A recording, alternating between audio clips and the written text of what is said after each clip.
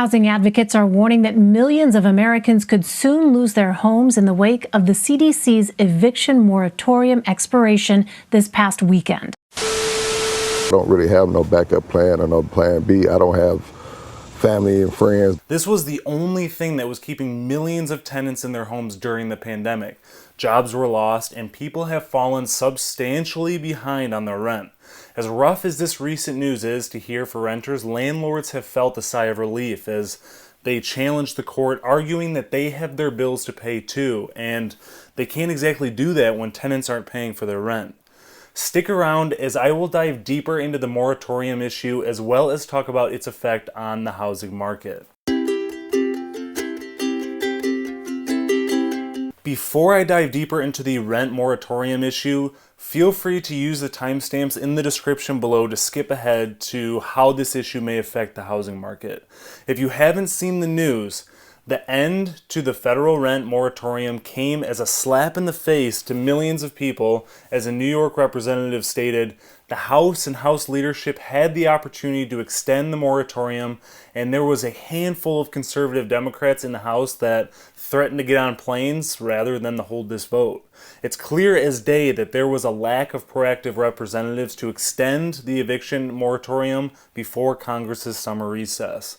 Some people have predicted a full-blown eviction crisis, especially with a surge in COVID cases from the Delta variant causing some workers to stay home and maintain a safe distance.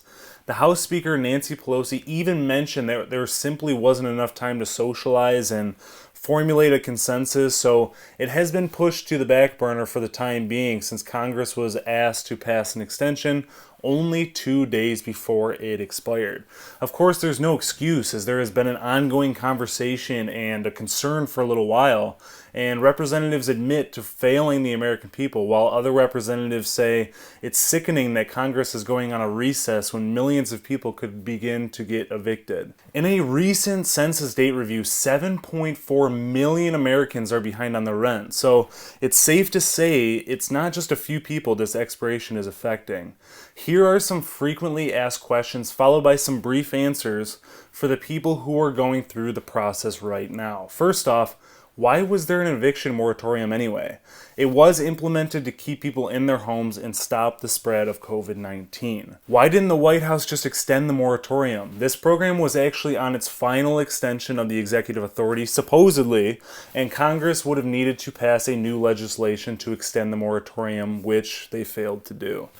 Do I need to pay back the missed rent payments? Short answer, yes. If you were late on a few payments or missed them altogether, you may owe your landlord a late fee depending on if it was included in your initial contract or not.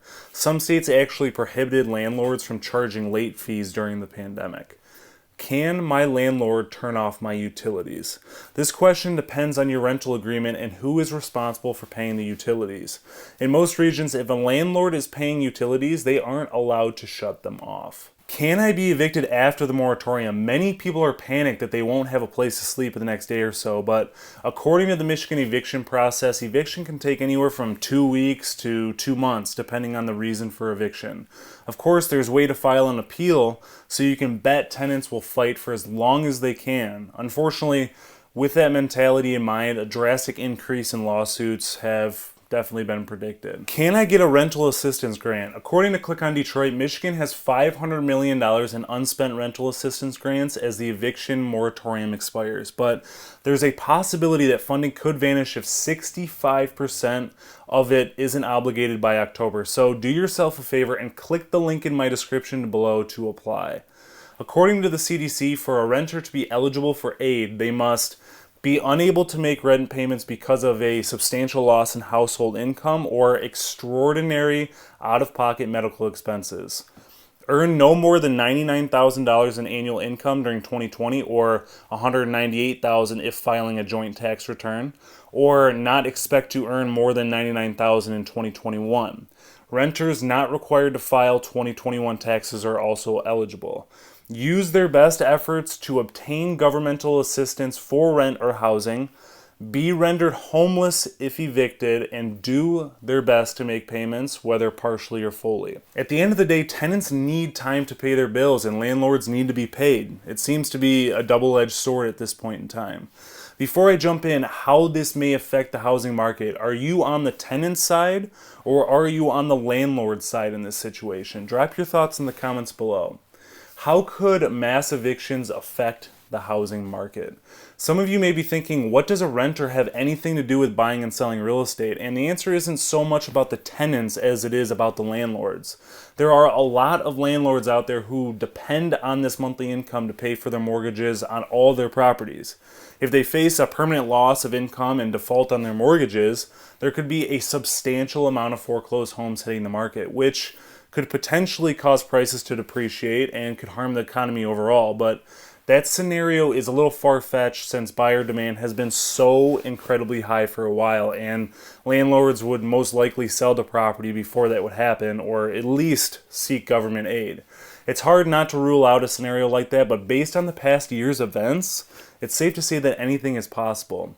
On the other end of the spectrum, tenants losing their home would increase homelessness, especially with home prices being so inflated and some renters being less fortunate than others in terms of who they can fall back on.